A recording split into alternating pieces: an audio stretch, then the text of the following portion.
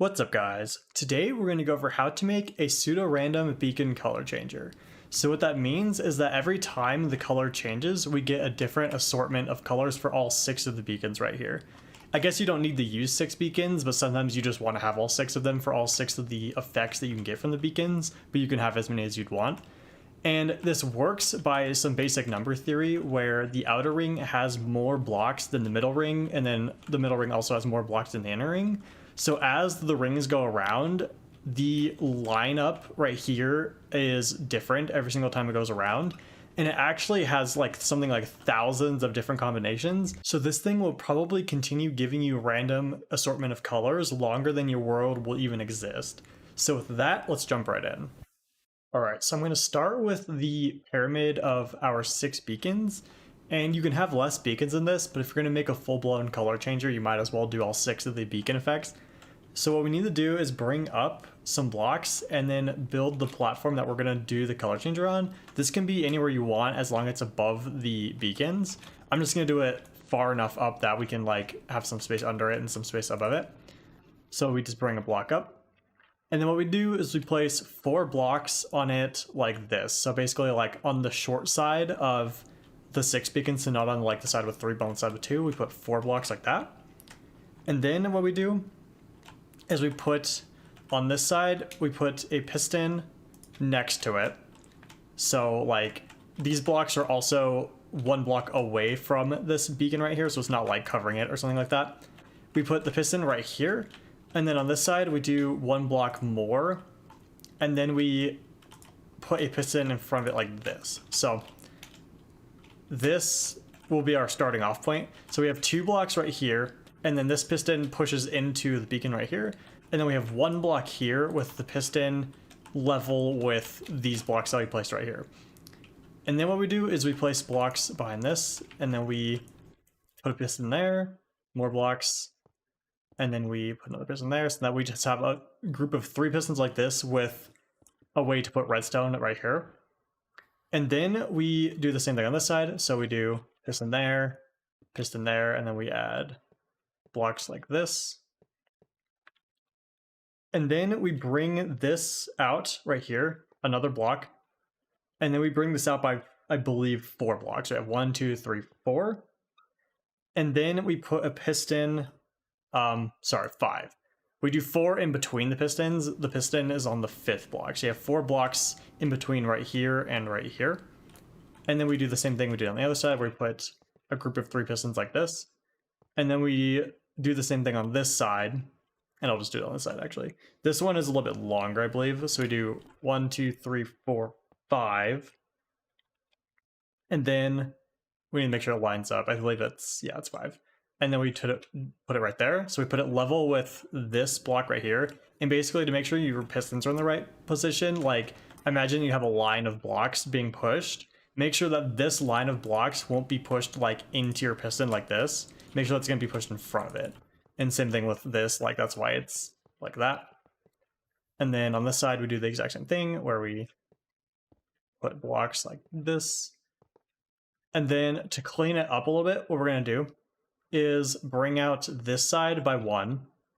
And I should have done that on that side. I actually did it differently. So bring it up by 1, and then we do bring it down like that. And that's so that when this connects to the other one, it's not like in front of the piston. It doesn't actually matter. I just think it looks a little bit cleaner.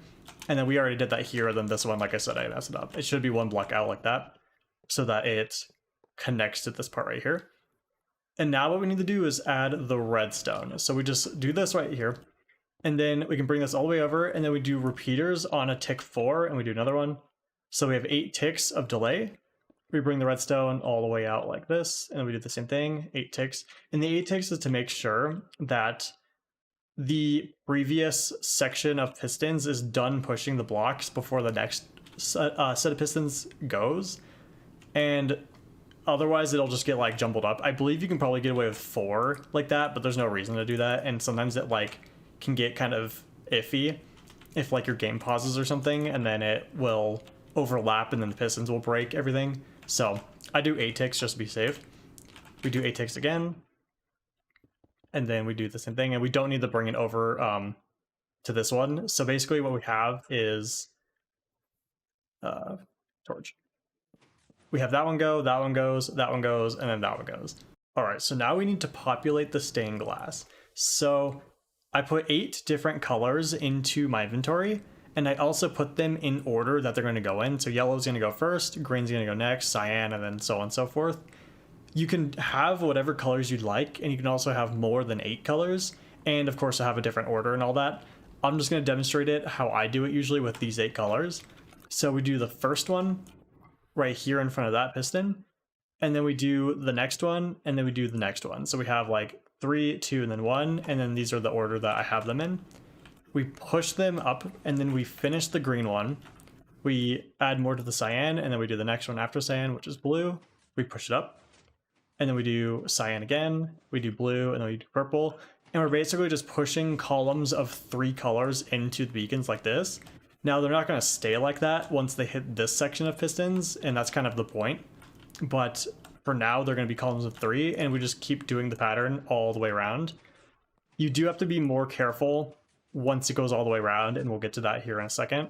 But for now, we'll just keep doing the pattern. So we do red, orange, and then back to yellow right here.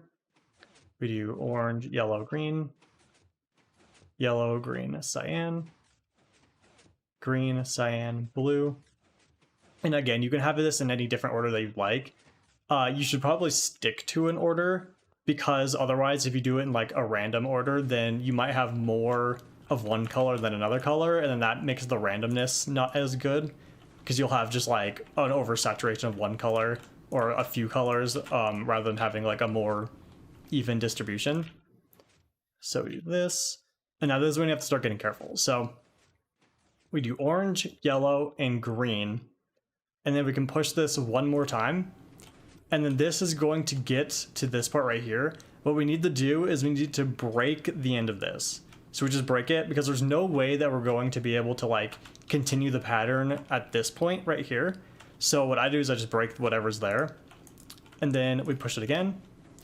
And then now we're again going to have to break both of these so that this is flat, and then we finish the pattern like this. And then we press it again, and then now we have this fully populated. So what will happen, or sorry, one more. We need one more. So we do one more part of the pattern, which is purple. Okay, now we're done, right? Right. Yeah, so when we push this up, what will happen is it'll push it all the way around, and then this section will basically fill in the rest of this. So we'll show that. So it'll push it up, it'll go around, and this will fill it in, right? And then now, as this continues going in circles, the colors are going to get more and more mixed up, giving us a random assortment or pseudo-random assortment of colors on the beacons. All right, so now that the stained glass is populated, we need to add a clock so that this can get pushed automatically rather than us manually pushing a button. So we replace the button with a hopper clock, and you can use whatever clock you want if you want it to be faster. The speed of the clock is very dependent on whether or not the cycle is finished. You don't want the clock to go faster than the pistons can push all the way around. So like, we turn that on, we have to wait for all 4 sections to go before you can clock it again. So as long as the clock is long enough for it to wait for all 4 sections, you can do any like clock time you would like. So in order to get a clock time that's long enough for that though, we want to use a hopper clock. So do like 4 or 8 blocks like this, kind of next to this. We do 2 blocks like this. We do torches up here. We do comparators right here so that we have this kind of section like that. We do 2 more blocks, and these blocks specifically have to be opaque. They don't have to be gold, of course, but they have to be opaque. And then we do hoppers facing into each other right here. So we face them into each other like that.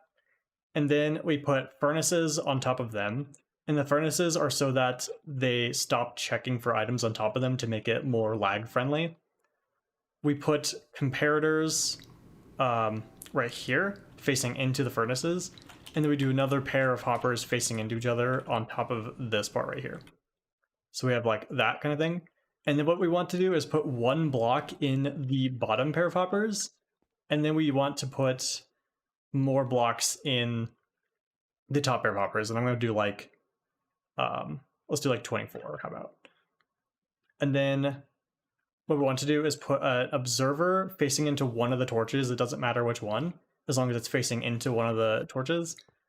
And then we bring this signal down. I'm going to add the corner there. So bring the signal down, and then we put a repeater of delay 4 right here. And that's just so that the signal is long enough for the pistons to like get the memo, basically.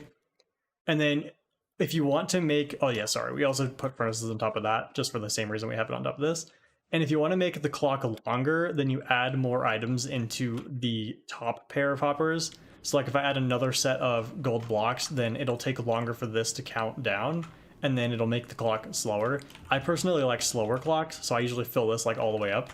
But if you want to change colors more frequently, then you have less blocks up here. As long, again, as it waits for all 4 pairs of pistons to go. Otherwise, what will happen is it'll push it sooner than it's ready, and then it'll end up pushing like this side, and then it will break. So make sure that it waits for all 4 sections to go. And then with that, we're basically done. Alright guys, that'll be it for this episode. As always, I hope you have a wonderful day, and I'll see you next time.